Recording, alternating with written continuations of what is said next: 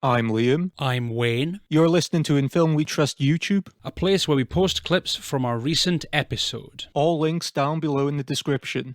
And now, on with the show.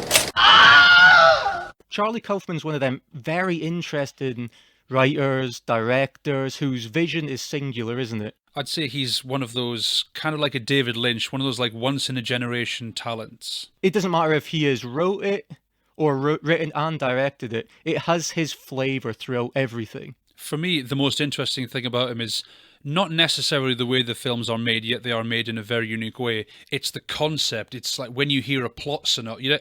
You ever hear a plot synopsis for a film and like, right, that's me sold. For me, that's what it's like with a Charlie Kaufman film. It's really the plot, the concept that sells me on it. All his films are ideas based, because there's several themes, what you could say, run through a Charlie Kaufman film, for me anyway.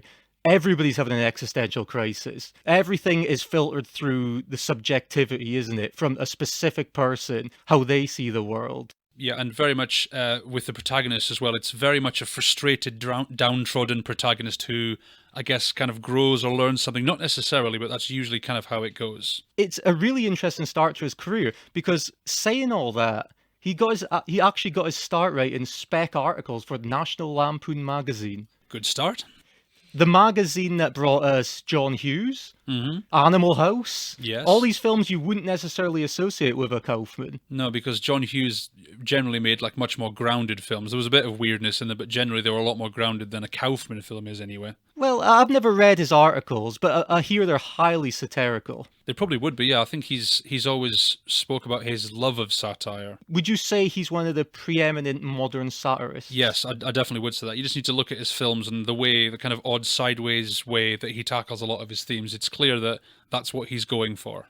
And writing for the Dana Carvey sketch show. Yeah, again, if you told me that, I would have thought, no, that I definitely just did can't be tell true. you that way. And I still don't believe I said it. No, it's really interesting. It's like hearing that, Michael Keaton, who played Batman, he got started on the Fred Rogers show. One of those great little tidbits, though. But interesting start, and didn't really suggest where he would go later on in his career. No, because his first written script, or the first published script, being John Malkovich, is nothing like them. No, it's being John Malkovich. I'll admit, it's been quite a few years since Yeah. I've seen it.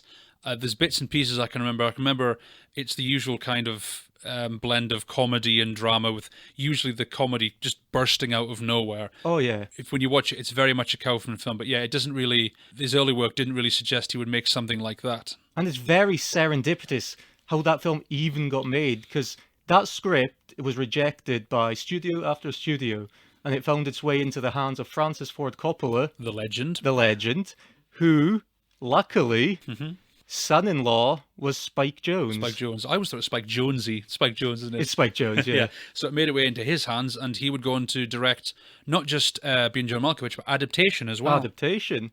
So it was a fruitful collaboration, wasn't it? It very much was. But what is your thoughts on his films in general? It's funny, they're so intellectual, yet they can so easily meander into silliness, do you not think? It's They like this do. juxtaposition between silly and intellectual. Yeah, if you were asked my opinion on Kaufman, I would say the best way I can sum it up is I have something of a love-hate relationship with his films. There's very few of them I've watched and kind of went, meh.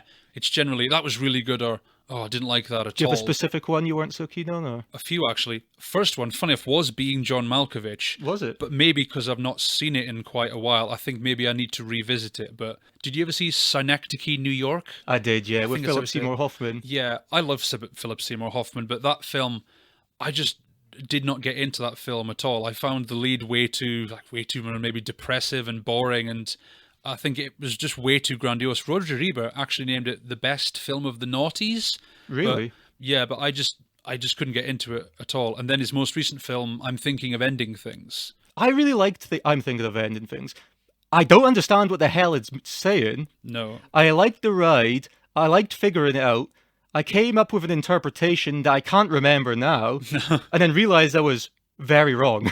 I don't think I even interpreted it. What it felt like to me is, I said this at the time, is a lot of it, because it's mostly Jesse Plemons, is it Jesse Buckley? Jesse Buckley. Jesse Buckley, yeah. They're driving in a car to see Jesse Plemons' parents. Yep, at a farmhouse. Yeah, and they're having these long conversations in the car, and a lot of it for me felt like two philosophy students trying to outsmart each other. Yeah, the beginning scene, is it not like a 20-minute car ride almost? Pretty much Through a snowstorm. almost entirely filmed like there's a GoPro camera just outside the window.